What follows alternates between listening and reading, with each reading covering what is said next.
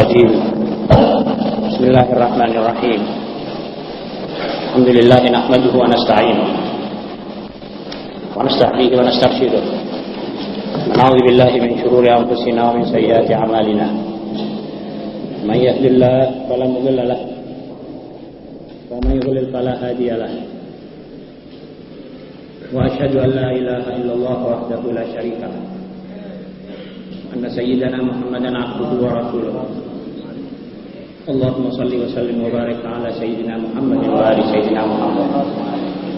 Kama sallaita wa sallamta wa barakta ala sayyidina Ibrahim wa ala ali sayyidina Ibrahim fil alamin innaka Hamidum Majid. Kitab yang berada di tangan saudara ini adalah kitab kedua. Kitab yang judulnya 7 Kenyataan. Ma'asyiral muslimin, di atas bumi yang kita hidupi ini memang banyak kenyataan, fakta yang tidak bisa dibantah. Namun tidak semua orang mengetahuinya. Tidak semua orang menyelidiki atau memperhatikan pun sekali. Juga kadang-kadang bahkan kebanyakannya tidak melakukan itu. Itu suatu kesalahan kita sendiri. Sebab misalnya di bidang tauhid, hampir semua yang ada di hadapan kita merupakan huruf-huruf timbul yang menyatakan bahwa aku ini adalah makhluk Allah yang esa. Hampir semua yang ada di dunia ini meneriakkan dengan suara yang jelas bahwa Allahu wahidun la syarikalah. Tetapi tidak semua orang mengetahui itu. Sarjana-sarjana ilmu atom, sarjana-sarjana di bidang fisika, semuanya sudah mengatakan setelah menyelidiki molekul-molekul atomnya dan hidrogen, oksigen, ini semuanya tidak bisa dibantah lagi bahwa ini tidak bisa diciptakan oleh sembarang tangan dan bukan cara kebetulan. Ini teratur, sudah diatur oleh Allah SWT. Gunung-gunung yang kita lihat, bintang-bintang yang kita lihat di atas, matahari dan tempatnya yang tidak bergerak, 93 juta mil tidak bergerak, tidak tambah turun dan tidak tambah melambung ke atas. Kalau turun 10 kilo saja, tidak ada padi yang akan bisa ditanam.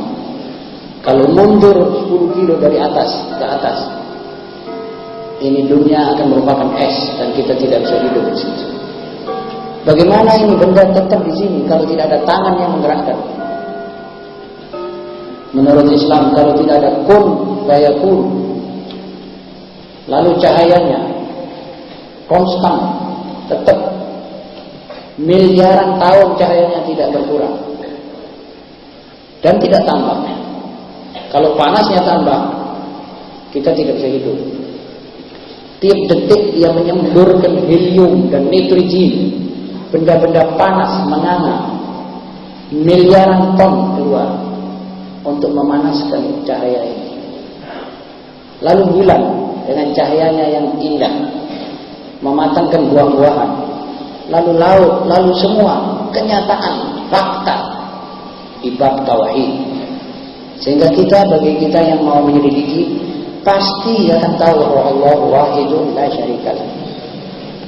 Sampai di dalam ayat Allah SWT menanggap, menyuruh kita menggunakan akal. Mengatakan wa fi anfusikum afala tubsirun. Dirimu ini wahai manusia adalah kenyataan bahwa aku ini ada. Coba selidikilah melalui ilmu kedokteran bagaimana badan manusia ini. Alusnya. Bagaimana Allah berfirman, laqad khalaqnal insana fi ahsani taqwim. Itu kalau kita betul-betul ke situ kita akan pasti mengatakan Allahu Ahad. Begitulah fakta di bidang tauhid.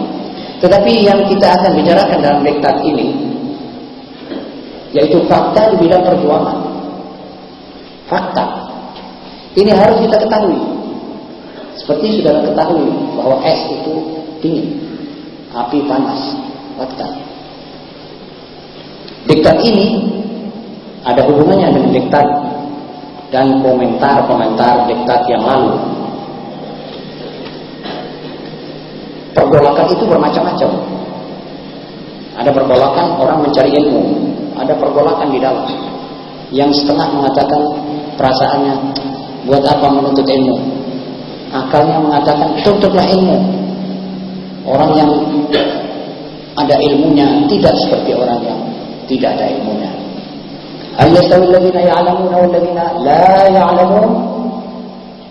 Samakah gerangan orang yang berilmu pengetahuan dengan mereka yang tidak mempunyai ilmu pengetahuan sama sekali?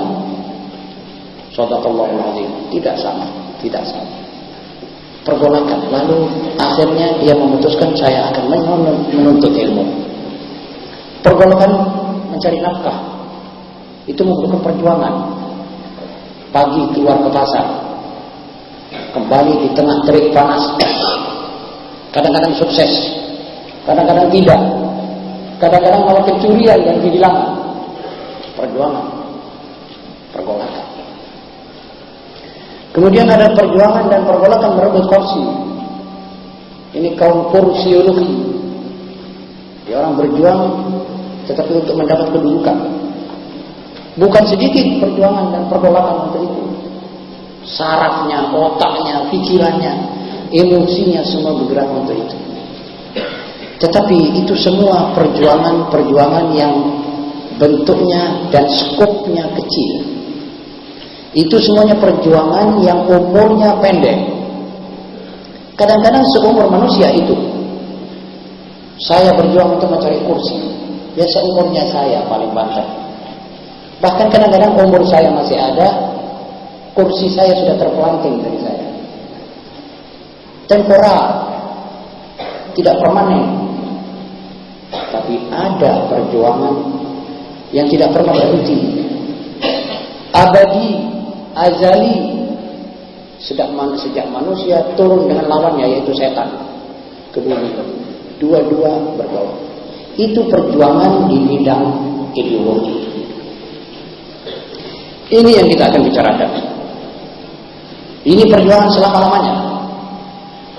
Perjuangan yang satu sama lain akan menghabiskan yang lain. Atau dengan kata istilah, satu sama lain saling mematikan tanpa kompromi. Tidak ada belas kasihan. Hak akan menumpas kebatilan, dan kebatilan bekerja untuk menumpas hak.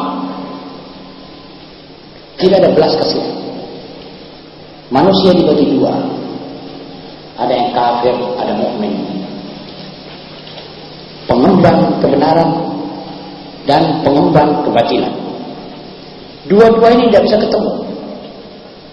Dua-dua ingin menguasai bumi. Dua-dua ada golok dan bantuannya. Kaum mukminin dibantu oleh malaikat, dan mereka itu adalah gololnya Allah. Dalam firman Allah Subhanahu wa taala, "Ala inna hizballah humul muflihun." Wahai kelompok-kelompok yang mendekatkan diri dengan Allah, dengan syariatnya, dengan kitabnya, dengan nabinya, maka mereka orang yang berjaya, yang menang. Fa inna hizballah humul ghalibun dalam ayat yang lain. Jadi dua kelompok, Hizbullah dan Hizbul Syaitan. Dalam ayat yang lain, ala inna hizbal syaitani humul khasirun. Sebetulnya puak dan kelompok partai-partai setan pasti kalah. Khasirun, rugi.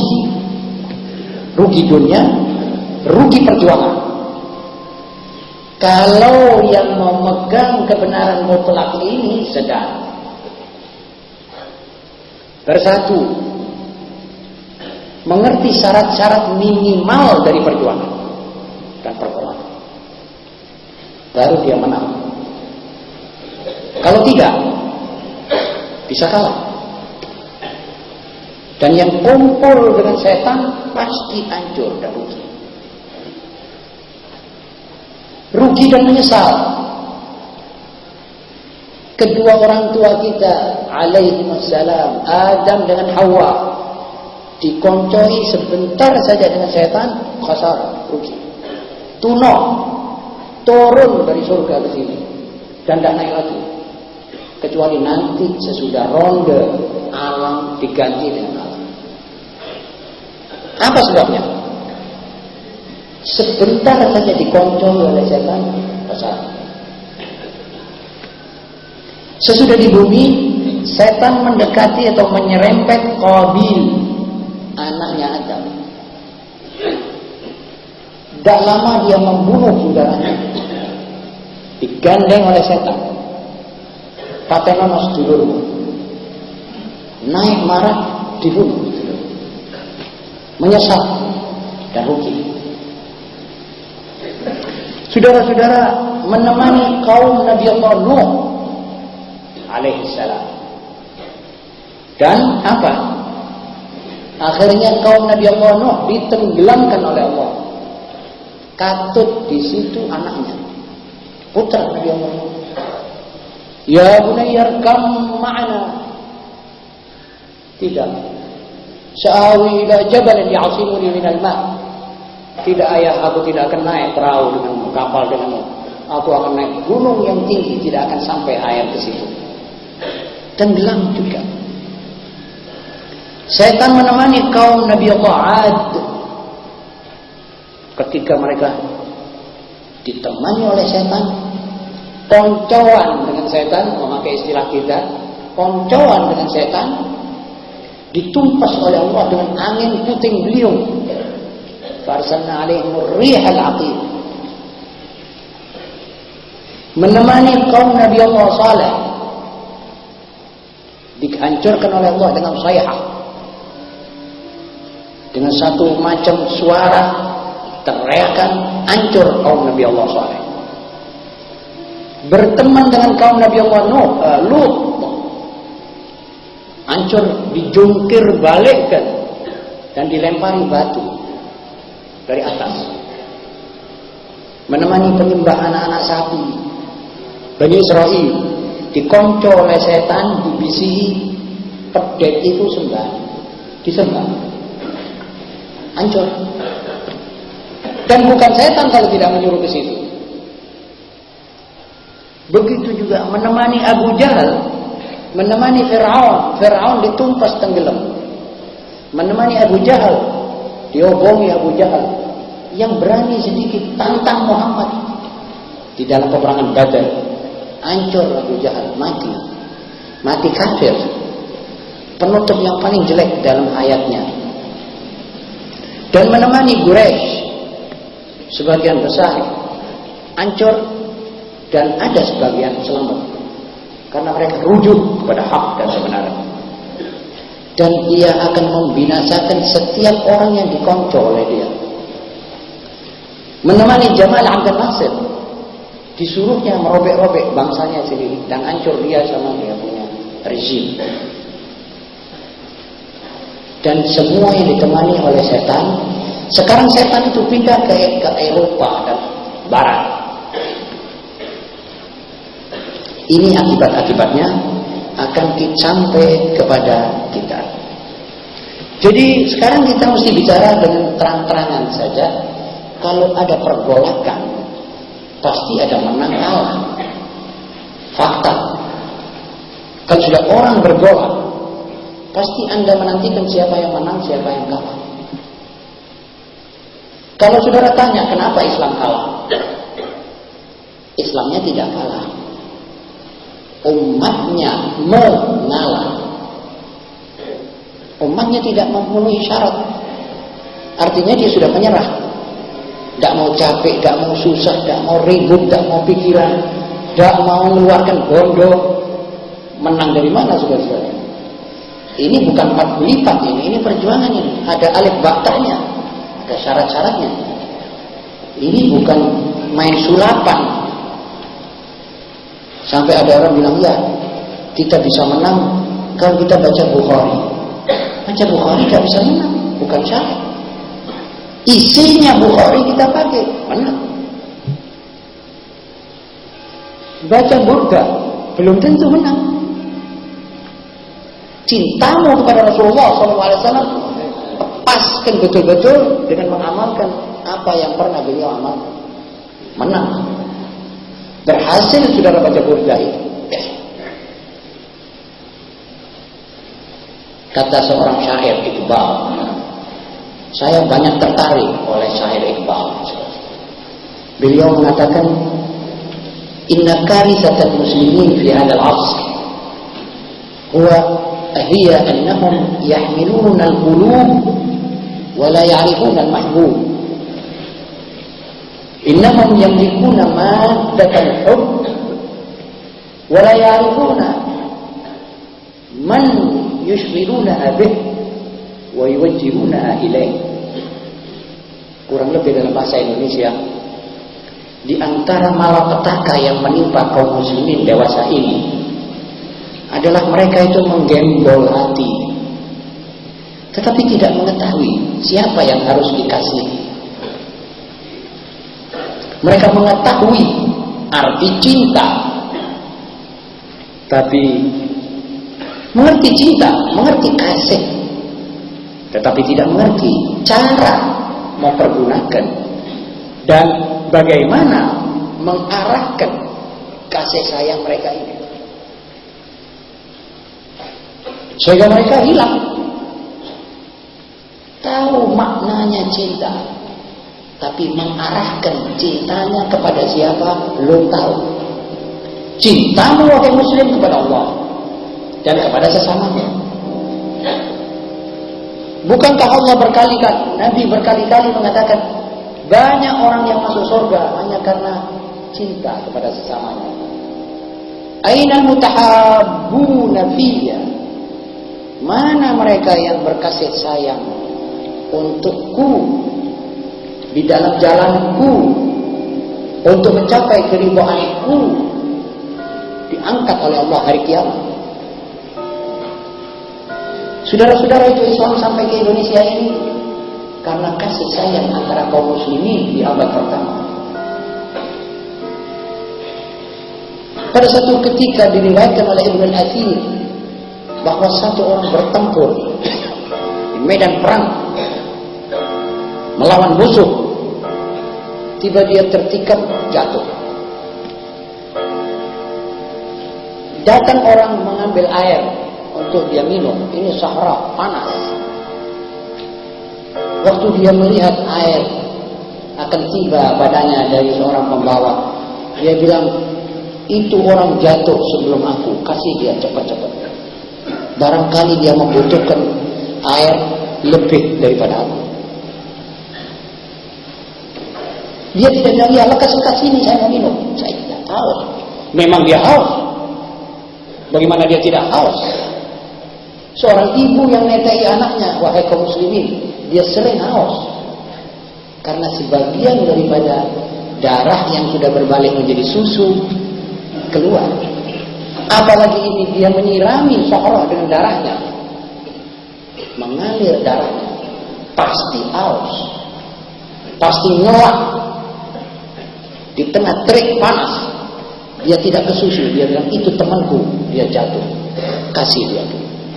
Setelah orang ini pergi kepada orang yang akan didatangi ini, dia perwes pada orang itu jatuh sebelum aku, kasih dia cepat. Dia lari ke situ. Akhirnya sesudah sampai ke situ, ini orang pas mengembuskan napas terakhir. Kembali cepat-cepat kepada yang kedua tadi, sudah mati. Kembali pada yang pertama, sudah mati. Dia mengalirkan air mata sebanyak air yang dia bawa. Haula al-mutahabbun fi Billah. Dia iba, terharu melihat ini kaum muslimin dalam medan perjuangan fisik. Itu memerlukan saraf, memerlukan ketenaga. Begitu erat hubungan antara sesama mereka. Begitu saling kasih sayang di antara mereka. Apa saudara bisa bayangkan bahwa antara kaum muslimin sekarang, tetangga dengan tetangganya tidak berhidup baik, tidak berpolitik tetangga baik, tidak ikhlas, benci membenci, hasud menghasut, dendam mendendam. Saya tidak bisa sampai ke situ. Sedang perjuangan bergolak keras. Perjuangan ini bukan perjuangan yang sebagaimana saudara lihat dan baca di koran-koran. Perjuangan internasional ini seperti air yang sudah umum antara hak dan batil. Penganut batil akan menerkam penganut hak. Peralatannya diperlengkapi. Ini hari pagi tadi berita-berita dari luar negeri mengatakan Israel telah membangun dan membuat senjata atom. PBB mengutuk, memarahi. Tapi Amerika dengan Benelux, jadi Belgia, Netherlands, Luxembourg, menolak mengutuk Israel yang membuat senjata atom. Maksudnya bikinkan terus. Sebab abad ini abad Islam. Yang berani nanti menggunakan senjatanya itu hanya Israel. Nanti Barat menyuruh Israel ke depan untuk memukul umat-umat Islam dengan senjata atomnya. Israel nanti yang akan masuk ke Masjidil Haram menurut hadis yang sahih. Dan menurut hadis itu juga Israel akan ditumpas oleh Allah Subhanahu wa taala. Tapi dia yang berani. Yang main ini belakangnya orang-orang Barat. Masuklah, berbuat ini. Kenapa Israel dienclokkan oleh Barat di jantungnya umat Islam? Di tempat-tempat Isra'nya Rasulullah SAW. Supaya ganyang Timur Tengah ini. Timur Tengahnya sudah lesu, lemas. Saudara-saudara, dan ini perjuangan. Amerika kalau timbul satu orang ya'muru bil ma'ruf wa yanha 'anil munkar, dia bilang Islam radikal. Tarafnya itu suruh tunggu Israel mogol, dia mogol, jangan radikal gitu.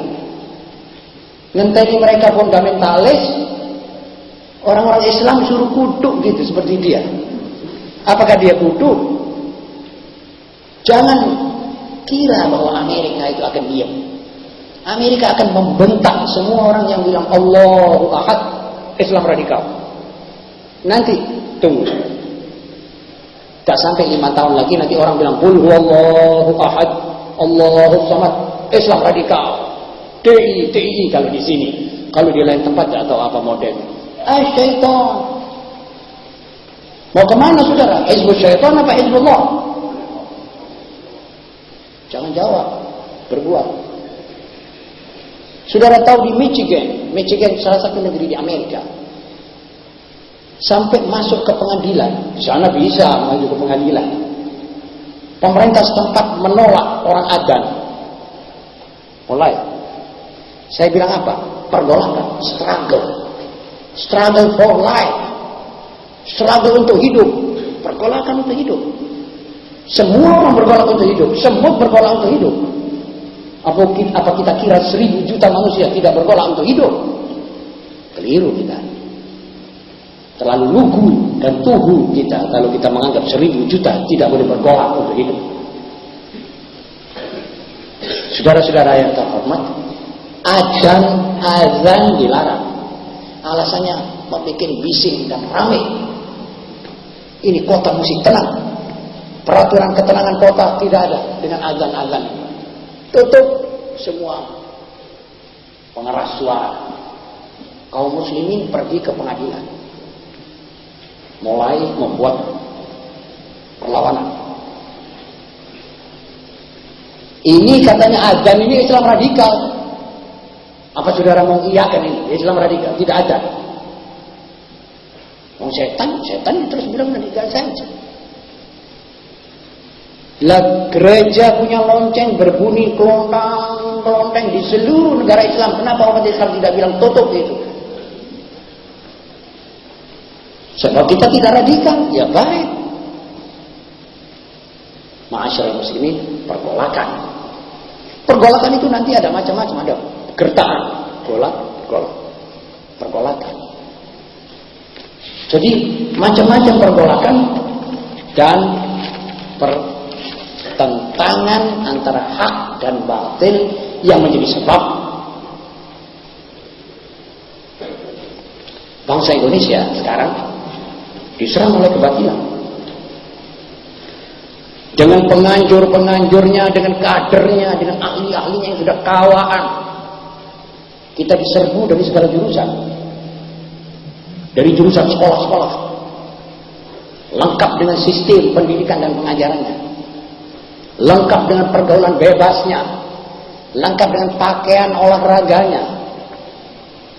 Dan sampai banyak umat Islam, sekolahnya memakai nama Islam, kepencut dengan aturan barat, anak-anaknya pakai celana pendek dalam berolahraga, volley, basket di alun-alun dan lain-lain.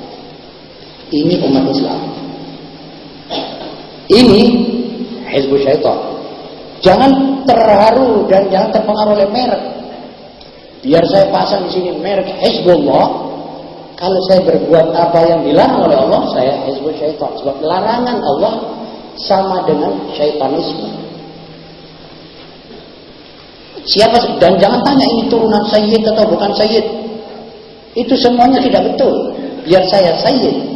Kalau saya berbuat yang melanggar perintah Allah, saya masuk orang yang memegang dengan ajaran syaitanisme. Ismenya syaitan. Kalau saya punya anak, saya pakai pakaian jengki, saudara mesti tegur. Ini frikik. Ente Hizbul Syaitan, hati-hati kalah.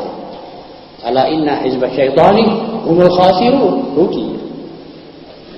Jadi jangan pakai merek, itu merek ini sudah cukup. Yang perlu nyatakan amalan masing-masing. Permulaan dari dirimu. Betul saudara? Permulaan dari diri kita koreksi. Orang lain bilang radikal, tidak radikal, jangan digubris. Yang penting antara kamu dengan Allah, muamalahmu, keluargamu, sekuat tenagamu aturlah. Jangan ngeres, menyerah kepada aturan-aturan syaitanisme. Jadi lengkap itu dengan pergaulan bebas, pakaian olahraga. Ya pergi ke wisata-wisataan, apa namanya itu, pramuka, apa macam-macam. Sekarang ini zaman orang mesti hati-hati. Kepala keluarga harus hati-hati, masyarakat harus hati-hati. Ini barat, saudara-saudara. Diserbu dari jurusan politik, dari dengan sistem kepartaiannya, dengan sampai wadah-wadahan, jalur-jaluran, organisasian. Akhirnya demi mewujudkan DVD et impera, pecah belah umat Islam. Tadinya seperti mana saya slogankan, satu Tuhan, satu umat, satu pimpinan. Sekarang kalau satu Tuhan saya kira masih tetap, kecuali syirik khafi saja ya, ini syirik yang samar ya, Tuhan ya. Kalau ada orang punya duit ya disanjung-sanjung. Ada orang bisa dituntutkan pangkat ya dideketi. Itu syirik khafi, tapi Tuhan masih tetap esa. Jadi sekarang saudara-saudara, kita diserbu dari jurusan ekonomi. Sistem perbankan diutangi oleh barat. Itu negara-negara blok ketiga diutangi oleh barat. Sampai mereka tetap berketergantungan dengan barat. Gak bisa jalan kalau tidak dengan barat. Turki setelah membuang khilafah Islamiyah, sampai hari ini dia tidak bisa bergerak kecuali dengan Amerika. Tidak bisa bikin meriam. Jangan ke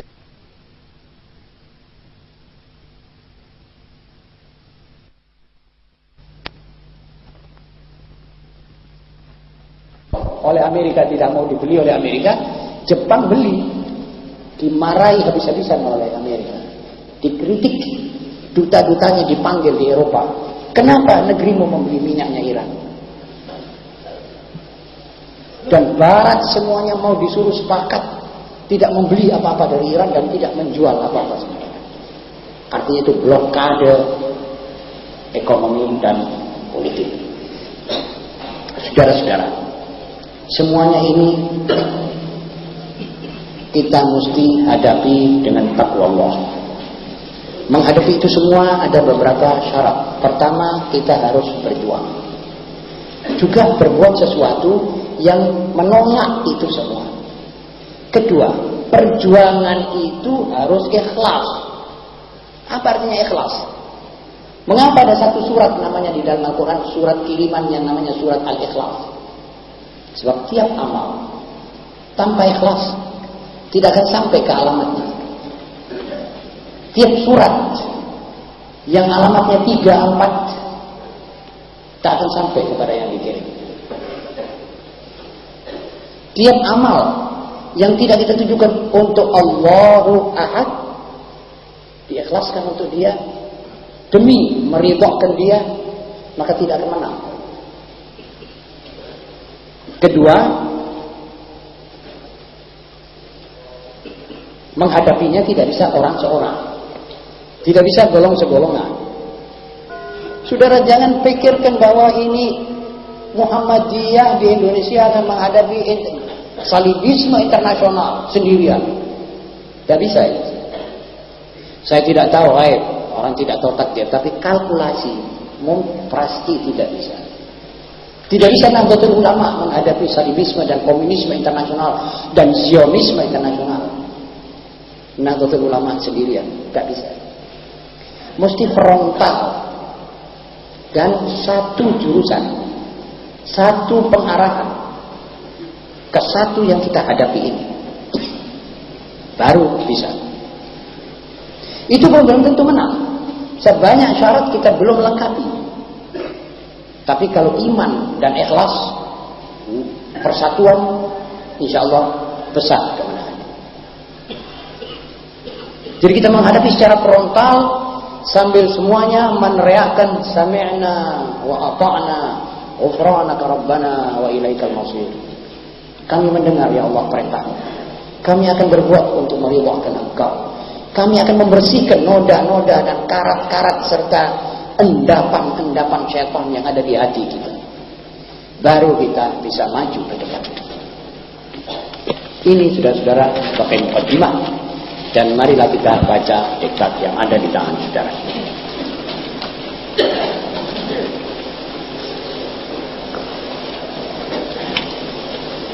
7 kenyataan.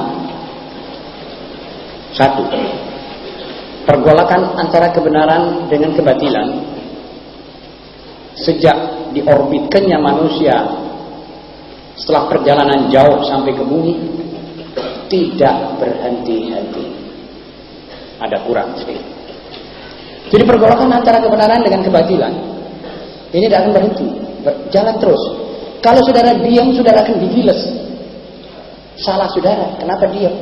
Kenapa berhenti di tengah jalan? Seperti saudara lihat ini mobil. Mobil bukan sembarang mobil, mobil berlapis baja. Jalan dengan kencangnya, saudara berhenti di tengah jalan, saudara digiles. Pergolakan berjalan terus. Saudara sedar atau tidak sedar. Saudara bekerja atau diam. Saudara bersatu apa berpecah belah. Ini pergolakan berjalan terus. Ada siang dan malam, ada hak dan batil, masing-masing bergerak untuk noto dirinya buat menang. Banyak umat Islam yang digiles. Idi Amin di Uganda ditumpas oleh persekongkolan negara-negara Nyerere bantuan Perancis. Perancis mengirim tentaranya ke Afrika. Jauhnya seperti sini Aceh 3 kali. Untuk apa? untuk menumpas Idi Amin. Kenapa ditumpas Idi Amin? Orang kecil dan negeri kecil. Muslim. Radikal, kata Barat.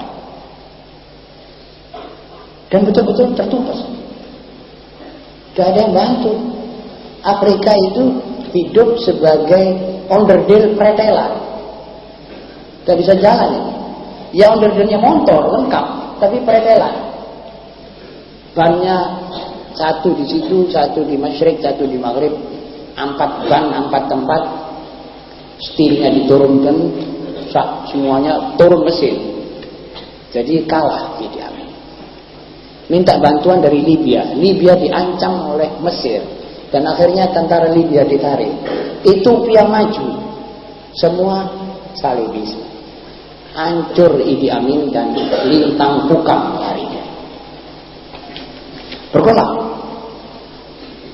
Tapi yang masuk Islam banyak. Nah ini sekarang ini Allah Ta'ala sendiri yang bekerja membantu agamanya ini.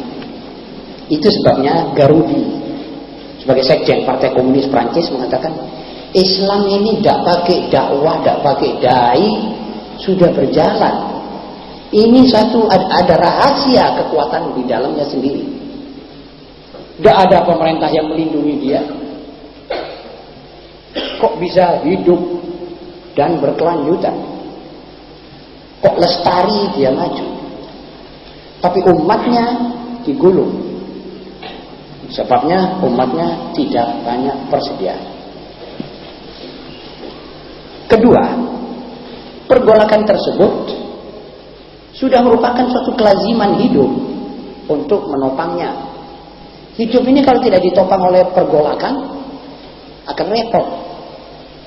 Jadi ada penganjur hak yang memenangkan hak, ada penganjur kebatilan yang memenangkan kebatilan. Dua-dua itu kalau diadu, kebatilannya akan kalah. Tapi satu waktu karena lengahnya penganjur hak, karena berpecah belahnya penganjur hak, karena takutnya penganjur hak, karena tidak sadarnya penganjur hak, bisa kalah. Saudara tahu bahwa hak itu di sini kalah. Sebab apa? Ya saudara bisa tanya diri sendiri. Cekcok sudah cukup, matang, pengetahuan kurang. Jadi nek tekad tidak ada, bondo tidak ada yang mau mengeluarkan. Ya sudah jelas, jangan tunggu dulu kemenangan. Robahlah sikapnya. Innallaha la yughayyiru ma biqaumin hatta yughayyiru ma bi anfusihim. Allah tidak akan merubah tingkah laku, tidak akan merusak suatu umat kecuali itu umat lebih dulu merusak dirinya. Jadi tidak ada kekalahan yang datangnya daripada Allah kepada umat Islam, melainkan umat Islam ini sendiri sudah melengkapi syarat-syarat kekalahan untuk dirinya. Tidak punya pimpinan yang mukhlis, tidak bersatu, bakhil, kikir, dan juhala, tidak ada pengetahuan, tidak tahu lor kidul kata orang sini, tidak baca tentang akhbar dan tidak baca tentang syiar, ya kalah. Karena itu dalam hari-hari dan tahun-tahun ini jangan ada di antara umat Islam yang tidak tahu syariat Nabi Muhammad SAW. Sebab kita akan dirongrong melalui ini juga. Jangan ada di antara pemuda dan pemudi yang tidak tahu menjawab muskilah-muskilah yang diterbitkan untuk menyesatkan oleh golongan-golongan tertentu itu. Baik dari Al-Quran. Betulkah Al-Quran daripada Allah? Apa buktimu? Ini mesti kita bisa buktikan. Kalau kita tidak bisa buktikan, nanti pemuda kita akan dirongrong oleh mereka dari bidang ini. Kalau sudah nanti mereka, pemuda kita sudah diserobah, sudah diragukan, sudah dikocak kepalanya, sampai mereka tidak percaya lagi bahwa Quran daripada Allah betul-betul 100%, maka dia sudah mesti acuh tak acuh untuk mengamalkan Quran. Sudah mesti dia tidak yakin bahwa Quran ini dari Bismillahirrahmanirrahim, Alhamdulillah sampai Qul a'udzu birabbin nas, semuanya daripada Allah. Nabi Muhammad SAW tidak mempunyai andil barang sehuruf pun. Kalau dia yakin begitu, dia akan mantap dengan kitab ini. Dia akan senang membacanya, sebab membaca firman Allah, dan akan senang mengamalkan, dan akan senang memperjuangkan apa yang diamalkan itu. Ini. Tapi sekarang dia orang kerja keras. Kenapa di dalam Islam ada wayu-wayuan? Ini kan merusak rumah tangga. Kenapa tangan pencuri dipotong? Ini kan kejam. Banyak lagi akan dihadapkan di dunia Islam di bidang-bidang ideologi dan syariat, sampai kaum muslimin ini letih tidak bisa menjawab. Karenanya saudara harus belajar, harus tahu jawaban ini, dan harus cepat menyebar luaskan jawaban-jawaban itu. Yang ketiga, pergolakan itu akan berkelanjutan, tak akan berhenti-henti, sehingga Allah meringkus kehidupan di atas bumi. Wa qulna bitu ba'dukum li ba'dhin adu, dan kami berfirman, turunlah kamu berdua, yakni iblis dan Adam, sebagian kamu menjadi musuh bagi yang lain. Ini permusuhan tidak bisa diakoh, sebab yang membuat ini permusuhan adalah Allah sendiri. Allah yang mengatakan kepada Adam, Adam, ini musuhmu, iblis. Dia mempunyai ajaran-ajaran yang lihai dan enak kamu dengar dan enak kamu rasa. Hati-hati kamu kawan. Kalau kita tanya, lah kenapa ya Allah kok pakai kami ini dipasangi musuh ini? Katanya Allah, ini ujianmu. Kamu lulus atau tidak? Maka itu sebelum kamu saya uji, ini kitabku, ini surat-suratku, ini petunjuk jalan, ini tanda-tanda lalu lintas di atas bumiku ini, wahai anak Adam. Pelajari ini kalau kamu mau menang. Betul saudara? Jadi jangan dikatakan Allah zalim. Memang itu seperti orang masuk ujian terakhir SMA, nanti dia diberi lembaran-lembaran kertas gitu untuk dijawab pertanyaan. Lalu ada satu murid tanya, Pak Guru, nopo sih kok maui kertas-kertasannya kan Pak Bodan terus mawon ke universitas? Loh, gak bisa. Kamu harus saya uji dulu. Ini jawaban lulus atau tidak. Kalau tidak lulus kamu tetap atau turun. Adam pada ujian pertama ada lulus, turun kelas, nuwun sewu. Tapi itu sudah ditakdirkan. Saat ini pergolakan dengan anak cucunya begini banyak, tidak mungkin ditaruh di tempat yang suci, diturunkan di tempat yang kira-kira pantas buat pergolakan. Nuwun sewu, ada WC-nya, ada goknya, ada semuanya sudah bumi. Tempat ini manusia juga, tempat bikinnya manusia. Unsur-unsur manusia dari sini. Pilih salah satu. Ya kamu anaknya Adam kembali jadi tanah yang basi, menjadi bangkai yang bau, atau kamu naik ke angkasa raya menjadi rohnya malaikat yang suci. Ikuti aku. Karena banyak orang yang milih yang menjadi basin, ikut syaitan. Bisa kawin, bisa punya duit, dia pergi zina. Ini apa artinya? Dia milih yang busuk, pilih tanah, tidak pilih cahaya. Memang badannya kita ini asal dari tanah. Kalau kamu tidak bisa menyesuaikan diri dengan rohmu yang merupakan tiupan daripada aku, kamu akan jadi tanah terus, dan di sini kamu tak naik-naik. Jadi memang sudah cocok. Adam, iblis, kamu berdua terus lawan-melawan, musuh-musuh. Adam, kamu lemah. Ini kekuatanmu melawan ini. Ini syaitan dari api, aku bikin dia lebih kuat daripadamu. Kalau kamu tidak mengindahkan aku, kamu akan dimakan hidup-hidup oleh dia. Ma'asyiral muslimin, betul-betul ini terjadi. Manusia mukminin dimakan oleh kaum salibis di Filipina hidup-hidup. Ada 9 orang kaum muslimin terbunuh dan diambil dan dimakan oleh kaum salibis. Ini disebarkan nih orang-orang luar negeri. Saudara-saudara, begitu ceritanya pergolakan ini. Dan tidak berhenti. Ya namun aku wis ape leren wae lah aku. Leren akan ditumpas kan oleh setan. Biar kamu berhenti ya. Kamu kira kamu berhenti selamat? Mau kemana kamu? Kalau kamu tinggalkan gadis-gadismu berserakan seperti ini mengikuti setan, kamu akan dikalahkan. Mau kemana kamu? Kamu kalah. Ini bukan kalah fisik, ini kalah ideologi, kalah moral.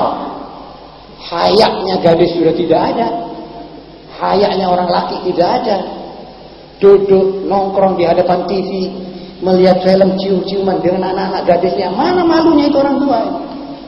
Orang tuanya nggak malu, ibunya nggak malu. Mau gadisnya malu? Dari mana, saudara-saudara? Pergolakan. Yang keempat, biasanya dalam pergolakan itu pengikut kebatilan lebih banyak dari pengemban kebenaran sepanjang sejarah. Ini juga fakta. Makanya kamu jangan silau, saudara-saudara. Kita tidak boleh silau. Jangan ulang. Pengikut kebatilan lebih banyak dari pengikut kebenaran sepanjang sejarah. Sebab apa? Sebab dunia dibagi 5, 1% muslim. Jadi ada asyaitan, adu, lawan. As-salibiyun, nafar, lawan. Al-yahud, lawan. Al-asyraku, walladzina asyraku, lawan. 5, al-muslimun. Kita 1/1/5. Jadi 4/5 ini bukan muslim. Jangan silau. Karena itu Allah berfirman dalam Quran kepada Muhammad SAW menunjukkan, wa in tuti' aktsara man fil ardi yudilluka an sabilillah. Muhammad, kalau engkau mengikuti jejak atau kelakuan orang-orang, kebanyakan orang di dunia, maka mereka akan menyesatkan Anda daripada jalan Allah. Yattabi'una illa dhann wa ma tahwa illa dhann wa ma tahwa al-anfus. Mereka itu mengikuti prasangka dan kesenangan dan keinginan emosi. Kalau kamu mengikuti kebanyakan penduduk dunia, kamu akan disesatkan. Jadi jelas, pengikut kebatilan lebih banyak dari pengikut kebenaran.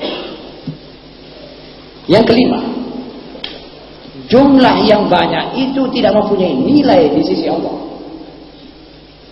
Walaupun banyak, mereka tidak mempunyai nilai sama sekali di sisi Allah. Jadi tidak mendapat nilai walau 1. Sebab mereka masih 0. Artinya 0 kebenaran. Kita yang akan dinilai oleh Allah. Maka yughni anhum minallahi min syai'.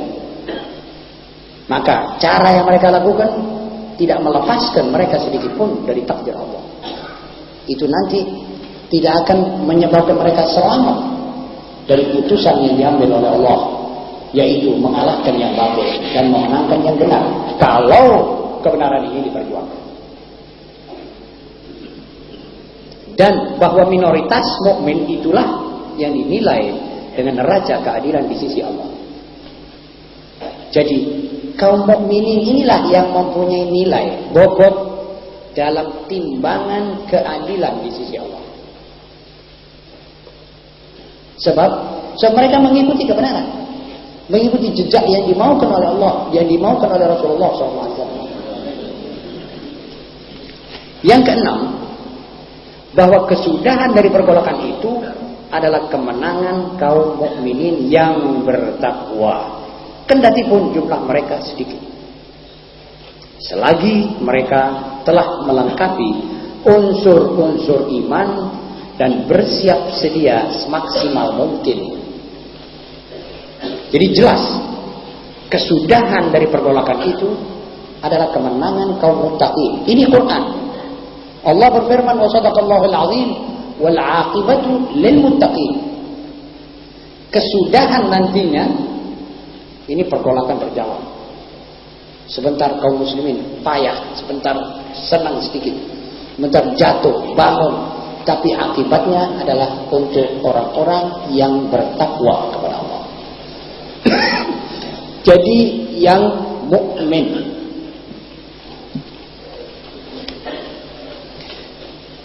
Di samping itu juga mereka yang melengkapi unsur-unsur iman dan bersiap sedia semaksimal. Apa persiapan kita untuk perjuangan menegakkan kebenaran? Yaitu tadi, ikhlas. Perjuangan yang mulai dari diri sendiri dan keluarga. Kemudian ukhuwah Islamiyah kita tegakkan. Betul-betul, bukan kita slogankan saja, kita tegakkan seikhlas-ikhlasnya. Yang ketujuh, kaum mukmin itulah yang diangkat oleh Allah sebagai khalifatnya di bumi. Kenapa Allah tidak mengangkat setan untuk menjadi khalifah? Kenapa Allah mengangkat Adam sebagai khalifah? Ada rahasianya. Sebab ini Adam mendapat tiupan suatu benda namanya roh. Dan kita juga ada itu roh. Itu roh daripada Allah. Itu yang memuliakan Adam. Itu yang memuliakan Adam. Dan itu yang menyebabkan Adam dekat kepada Allah. Dan kita juga seperti dia. Itu yang menyebabkan Allah menyuruh kepada malaikat, hei malaikatku seluruh langit, sujudlah kepada manusia. Yang baru kutiup rohku di situ. Setan marah. Jadi malaikat tidak ada. Malaikat terdiri daripada unsur yang baik. Tapi tidak ada tiupan roh. Kalah mulianya dengan kamu, wahai kaum muslimin. Sebab tidak ada roh. Kalau saudara mengikuti jejak kemauan roh ini. Jadi kalau saudara memblokkan diri kepada kaum rohanistis. Tapi kalau saudara mengikuti hawa nafsu, mengikuti syahwat perut dan farji, saudara turun ke bawah. Jadi mengikuti emosi, mengikuti sedotan dan sadapan tanah, asal mulanya kita ini. Jadi kita ini terdiri dari dua unsur, unsur tanawi dan unsur rohani, yang menyebabkan kita mulia sampai Allah menyuruh malaikat seluruhnya untuk sujud kepada kita karena roh. Roh itu benda yang mulia. Jangan kita pakai dia masuk keluar tempat perzinahan. Jangan kita pakai dia masuk keluar di tempat-tempat main. Jangan kita masukkan dia di tempat-tempat orang minum. Sebab roh benda suci. Saudara akan mengkafiri nikmat roh. Tidak mengkafiri iman, tapi mengkafiri nikmat adanya roh. Pernah jenis kita ini disujudi oleh malaikat dengan perintah Allah. Hanya masalahnya masalah roh. Jadi kaum mukmin diangkat sebagai khalifah. Itu sebabnya waktu malaikat tanya, ataj'alu fiha man yufsidu fiha wa yasfiku ad-dima wa nahnu nusabbihu bihamdika wa nuqaddisu lak qala inni a'lamu ma la ta'lamun. Sesudah ditiup roh diberi ilmu. Dua. Wa sadaqallahu al-'azim wa 'allama Adam al-asma'a kullaha. Kemudian untuk memuaskan hati malaikat Allah mengadakan semacam ujian. Ambihum bi asma'ihim. Berikan tahu ya Adam kepada mereka ini tentang nama-nama mereka ini dan ini. Mereka kagum. Kok tahu ini makhluk kecil? Kalau Adam itu dibandingkan dengan makhluk Jibril misalnya, la ilaha illallah. Bukan bandingan lagi, saudara. Seperti saudara bandingkan satu biji tanah dengan seluruh dunia ini. Begitu besarnya Jibril. Dan ada malaikat sebagaimana firman Allah Ta'ala dalam Al-Quran mempunyai 2 sayap. Ada yang mempunyai 3 sayap. Ada yang mempunyai 4 sayap. Ada yang mempunyai banyak sayap. Ada yang naik ke langit Dalam tempo cuma 50.000 tahun. Ta'rujul malaikatu wa ruh fiha fi yawmin kana miqdaruhu 50,000 sanah. Itu cepat itu. Kalau mau naik ke langit dalam 50.000 tahun. Saudara tahu kalau direken ada satu bintang sini saja mesti kita naik ke situ dengan kecepatan cahaya 6 miliar tahun. 6.000 juta tahun cahaya. Saudara-saudara, roh menyebabkan kita terhormat dan menyebabkan kita menjabat tugas khalifah. Sekarang saudara nanti tanya, saya juga tentunya saya harus lebih dahulu bertanya kepada diri saya, kita ini sudah memenuhi tugas khalifah apa belum? Ya nanti jangan dijawab, kita mesti tanya sendiri-sendiri di rumah. Kalau kita nanti terus ngumet rokok keluar, apa ada khalifah rokokan? Menyiksa dirinya, menjadikan dia batuk. Apalagi kalau itu khalifah minum. Apalagi kalau itu khalifah ganjaan. Menguntungkan kasnya orang kafir, melobangi paru-parunya. Khalifah apa ini? Ini bukan khalifah ini. Ini membejatkan dirinya. Tidak pantas jadi khalifah. Keliru. Jadi karena itu saudara-saudara, syarat yang paling prinsip untuk itu adalah penegakan hukum-hukum moralita agama Islam. Ini tugas kita. Di abad kemenangan, inilah syarat pertama dan yang paling utama. Aqulu qawli hadza wa astaghfirullahal azim li wa lakum wa lisairil muslimin wal muslimat wal mu'minin wal mu'minat wastaghfiruhu min kulli dhanb innahu huwal ghafurur rahim. Marilah kita saling sama doa mendoakan supaya Allah menguatkan hati kita untuk beramal, untuk mewujudkan apa sedikit yang kita ketahui ini, untuk bersatu, untuk berpikir jauh, tidak berpikir hari ini untuk hari ini. Kita harus berpikir untuk anak cucu kita, saudara-saudara. Saudara nanti akan meninggalkan generasi yang saudara sendiri lahirkan untuk mewarisi negara yang makmur dan baik begini. Kalau saudara tidak bahani, tidak bekali, saudara bertanggung jawab ke hadapan Allah SWT. Kasihanilah kita semua. Saudara-saudara, acara yang tanya. Saudara-saudara, apa ada yang mau bertanya langsung? Karena pertanyaan yang tertulis tidak ada. Kalau tidak ada, marilah kita bersama-sama membaca doa yang bagaimana kita biasa membacanya. Ya Rabbana tarabna bi annana tarabna wa annana asrafna wa ashrafna